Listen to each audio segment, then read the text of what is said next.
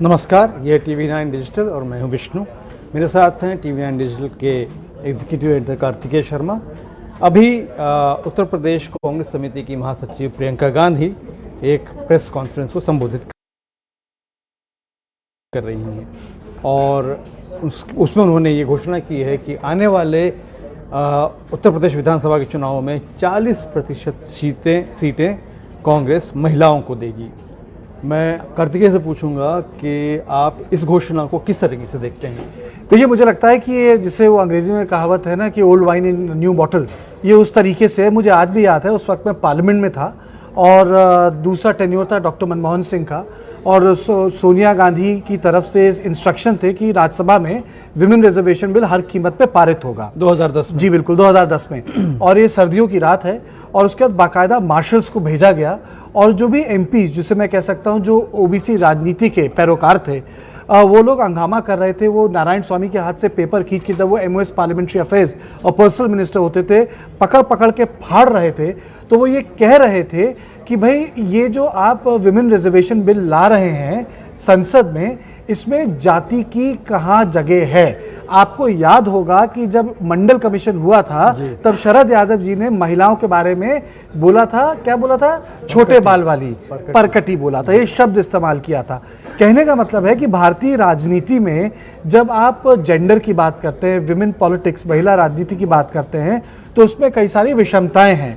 क्योंकि कोई भी महिला या कोई भी पुरुष, उसकी एक जाति होती है, उसका एक धर्म होता है। वो ट्राइबल हो सकता है, वो दलित हो सकता है, वो दलित क्रिश्चियन हो सकता है। भारतीय समाज अमेरिकन पॉलिटिक्स की तरह नहीं है विष्णु। जैसे अमेरिका में जेंडर एक पोल है पॉलिटिकल डिप्लॉयमेंट का, या यूरोप की पॉलिटिक्स में जहां लिबरल पार्टीज एक जेंडर के एक्सेस पे काम करती हैं, भारत में लिबरल पार्टीज या डायनेस्टिक पार्टीज या सोशली कंजर्वेटिव पार्टीज, इसमें जेंडर काम नहीं करता है। अगर महिला उत्थान की बात भी की जाती है तो जब प्रॉपरली जब आप पूरा काम करते हैं गांव देहात के लेवल पे, तो आप एक एक जगह जाके देखते हैं कि यहाँ जाति के हिसाब से कैसे है। पहली चीज है। और आखिर में आपके सवाल का जवाब का अंत ऐसे करूंगा कि ये जो कोशिश कर रहे हैं सोनिया गांधी पिछले 15 साल से कांग्रेस पार्टी में कर रही हैं, तो सवाल उठता है कि अगर आप 40% लोगों को, महिलाओं को टिकट देंगे, तो वो महिलाएं कौन सी होंगी? क्या ये आप तय कर लेंगे कि नॉन पॉलिटिकल बैकग्राउंड की होंगी? क्योंकि 80% महिलाएं इस वक्त वो पॉलिटिक्स में आई हैं जिनका कहीं ना कहीं राजनीतिक बैकग्राउंड रहा है। जो खुद प्रवक्ता बैठी हुई हैं, कांग्रेस की प्रवक्ता बैठी हुई हैं सुप्रिया श्रीनेत, उनके परिवार से वहां एमपी थे, उनके पिताजी खुद पॉलिटिशियंस थे, उनकी फैमिली खुद वहां से आती है। मैं ऊपर से लेके, अब इसे कह सकते हैं, आप ये साउथ एशिया कह सकते हैं, बंडर नायके से लेके मुजीबुर रहमान का परिवार, बांग्लादेश में इंदिरा गांधी, सोनिया गांधी, आप नाम लीजिए, मैं गिनाता चला जाऊंगा। कहने का मतलब है कि जहां पंचायत के चुनाव पे प्रधानपति बोला जाता है, वहां 40% अगर टिकट बांटने की बात कर रही है, तो मुझे सोचना पड़ेगा कि कांग्रेस पार्टी के एक एनजीओ की तरह चुनाव लड़ना चाह रही है। मुझे एक बात बताइए, जैसा आपने अभी कहा कि भारतीय चुनावों में हमेशा जाति के आधार पर टिकट बंटते हैं, चाहे पुरुषों में बंटे चाहे महिलाओं में। और पुरुषों ने इसका बड़ा अच्छा तरीका निकाला है, जहां पर आरक्षण वाला मामला आता है वहां पे वो अपने परिवार की महिलाओं को आगे कर देते हैं।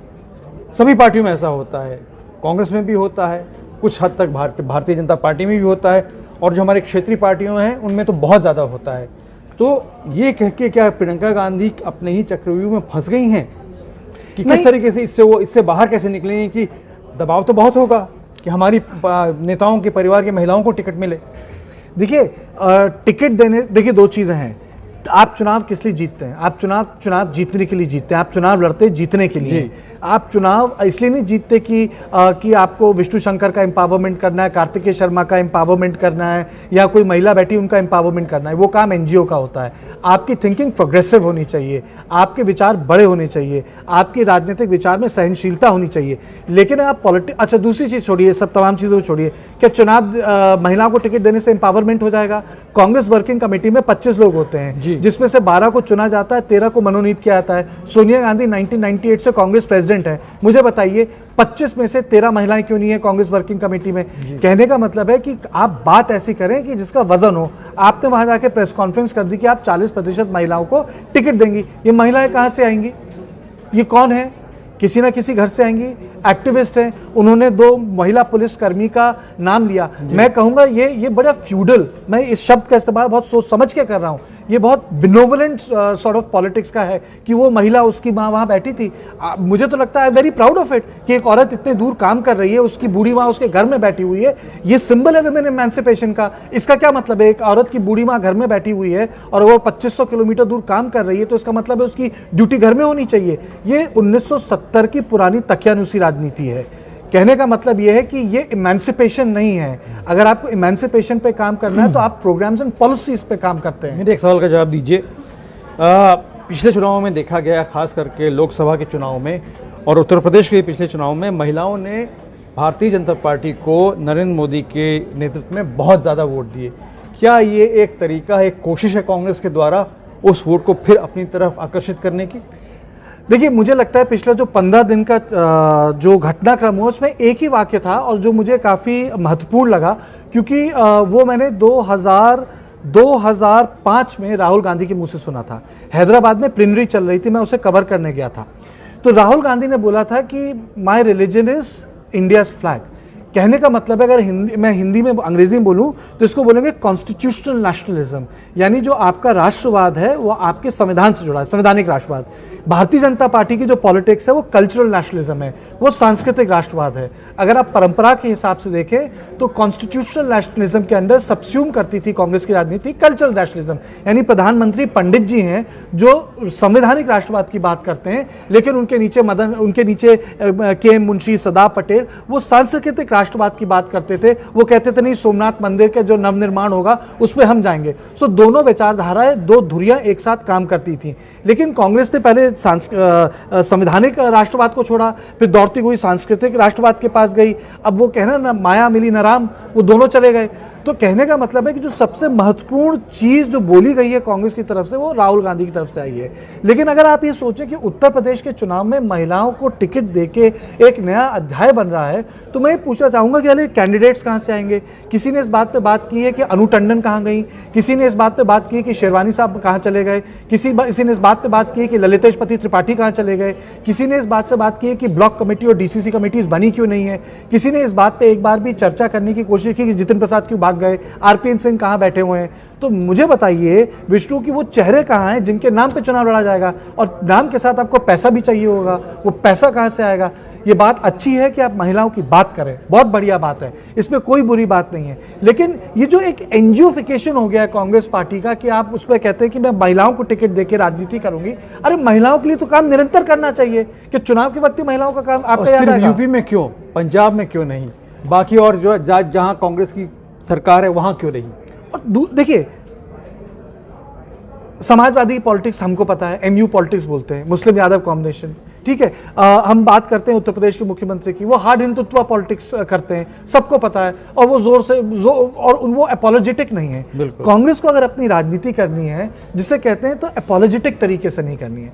आपको राजनीति करनी है सौहार्द वाली, आपको राजनीति करनी है धर्मनिरपेक्षता की, आपको राजनीति करनी है संवैधानिक राष्ट्रवाद की, तो करिए वो राजनीति। मैं आपको एक छोटा सा, क्योंकि ये इस एकदम से कहते हैं ना कि एकाएक महिलाओं वाली बात आ गई। एक बार बड़े डिप्रेस बैठे थे आई.के. गुजराल, बड़े परेशान थे, तो उन्होंने अपने प्रिंसिपल सेक्रेटरी को बुलाया, अपने प्रिंसिपल सेक्रेटरी से बोला कि भाई मुझे तो, और प्रिंसिपल सेक्रेटरी बाद में गवर्नर भी बने जम्मू कश्मीर के, और क्या बोलते हैं, और नामी गिरामी ब्यूरोक्रेट हैं। तो प्रिंसिपल सेक्रेटरी ने बोला, सर बताइए क्या हुआ? उन्होंने बोला, people are telling me I behave like a Punjabi, this is the government of Punjabis, Punjabi चला रहे हैं। तो उनके प्रिंसिपल सेक्रेटरी ने बोला, then let's behave like Punjabis, तो वैसे ही करके चलते हैं, क्योंकि टेन्योर ही 1 साल का बचा है। तो कहने का मतलब है कि अगर प्रियंका गांधी को धर्मनिरपेक्षता की राजनीति करनी है, या अगर महिलाओं के एक्सेस की राजनीति करनी है, तो ये आपको शुरू से करनी है, ये आपको 2019 से शुरू करनी है। आप चुनाव के वक्त, चुनाव से पहले करेंगे तो नहीं होगा। मैं आपको एक चीज़ और याद दिलाता हूँ, 2012 में पूर्वी उत्तर प्रदेश में राहुल गांधी जी ने पसमंदा समाज की राजनीति की। उन्होंने एक मुसलमान व्यक्ति को बुलाया, उन्होंने नाम फ से शुरू हो रहा है, मैं भूल रहा हूँ, फरजान था, क्या नाम था उसका, और बोला कि ये देखिए ये शोषित तो पिछड़े हैं। फिर बैकरूम से बात आई कि भाई इनका एक कास्ट एक्सेस भी है। कितनी सीटें आई? 29। कितने दिन कैंपेन किया राहुल गांधी ने? 56 दिन से ज़्यादा। 56 दिन मैंने बिताए थे, मुझे याद है, लेकिन सीटें उतनी नहीं आई। कहने का मतलब है कि आज उत्तर प्रदेश की राजनीति एकदम अलग मोड़ पे है, लेकिन पोलराइज आप देखिए, राजनीति ये है। कोशिश, चूंकि महिलाएं जो हैं जनसंख्या का आधा हिस्सा हैं, तो वोटर्स में भी आधा हिस्सा है, ये कोशिश कांग्रेस की तरफ से महिलाओं को अपने साथ जोड़ने की कोशिश लगती है, उसमें कितना वो सफल होगी, इसके बारे में आप शायद ज़्यादा जानते हो। देखिए हमको लगता है कि महिलाएं बड़ी एक आइडेंटिटी की हैं। देखिए जैसे आदमी कॉम्प्लेक्स है वैसे महिलाएं भी कॉम्प्लेक्स है। मैं आपको एक छोटा सा उदाहरण देता हूँ। 2007 में जब मैं गुजरात गया इलेक्शन कवर करने, तो एक बड़ा फिनोमेना देखने को मिला। नरेंद्र मोदी कटिंग अक्रॉस, जिसे कहते हैं विमेन, बड़े पॉपुलर थे। महिलाओं के उसमें गुजरात का शेर, आदमी, ये जो 56 इंच वाली बात है वो बहुत पहले से गुजरात में होती थी, तो वो बाद में पता लगा कि एक वो अस्मिता का हिस्सा हो गया। तो मेरा कहने का मतलब ये है कि जब औरतों का एक्सेस पॉलिटिक्स में हिंदुस्तान में नहीं है, आप इसे फ्रांस में कर सकते हैं, अमेरिका में कर लीजिए, ब्राज़ील में कर लीजिए। अगर ऐसा होता तो हर प्रधानमंत्री, हर राजनीतिक दल का नेता बोलता कि मैं 30% महिलाओं को टिकट दे रहा हूँ। हो पाया? नहीं, अभी तक तो नहीं हो पाया है। कर देखिए, आपके विचारों के लिए आपका शुक्रिया। तो खबर ये है कि कांग्रेस की महासचिव उत्तर प्रदेश की प्रियंका गांधी ने ऐलान किया है कि आने वाले विधानसभा चुनाव में उत्तर प्रदेश में 40% सीटें कांग्रेस महिलाओं को देगी। अभी तक TV9 डिजिटल के साथ रहने के लिए आपका शुक्रिया। हमारे साथ जुड़े रहिए, क्योंकि हम ही आपको सबसे पहले सबसे सटीक खबर दिखाते हैं। अभी हमारे साथ रहने के लिए धन्यवाद। शुक्रिया।